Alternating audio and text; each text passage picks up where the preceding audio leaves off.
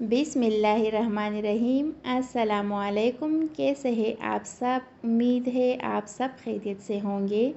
आज मैं आपके लिए लाई हूँ एक ज़बरदस्त और आसान सी मटन कढ़ाई की रेसिपी। तो चलिए शुरू करते हैं आज की रेसिपी। सबसे पहले मटन को अच्छी तरह धो लें। आप कुकर में आधा कप तेल डालें। जब तेल गर्म हो जाए तो एक खाने का चम्मच कुटा हुआ लहसुन डालें।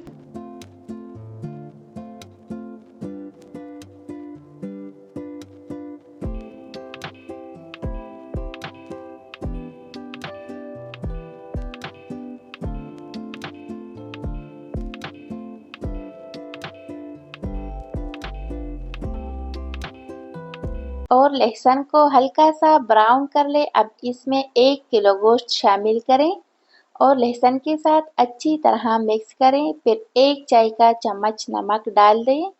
गोश्त को इतना भूनिए कि इसका रंग बदल जाए, पानी खुश्क हो जाए और तिल ऊपर आ जाए। अब 6 अदद टमाटर डाल दें। टमाटरों का छिलका ज़रूर उतार लें। अगर आप चाहें तो टमाटरों को दरमियान से काट कर डालें और बाद में छिलका निकाल लें, या मेरे तरीके से आप टमाटर पहले छील कर बारीक काट कर भी शामिल कर सकते हैं, या चॉपर में पीस कर टमाटर डालें और हल्का सा मिक्स करें। इसके बाद 1 कप गर्म पानी शामिल करें। कुकर का ढक्कन बंद करें और 15 से 20 मिनट तक प्रेशर पर पकाइए। ये रेसिपी बहुत आसान है। सिर्फ 20 मिनट में गोश्त पक गया है, पानी खुश्क हो गया है और तेल ऊपर आ गया है, और हम अदरक आखिर में शामिल करेंगे। इससे जायका और खुशबू दोनों लाजवाब आती है। 20 मिनट बाद चेक करें। फिर 1 चाय का चम्मच अदरक पेस्ट, 1 चाय का चम्मच जीरा पाउडर और आधा खाने का चम्मच कुटा हुआ धनिया डालें। इसके बाद 3 हरी मिर्चें डालें जो दरमियान से कटी हुई हो। थोड़ी देर भूनिए और लीजिए, खुशबूदार और मज़ेदार मटन कढ़ाई बिल्कुल तैयार है।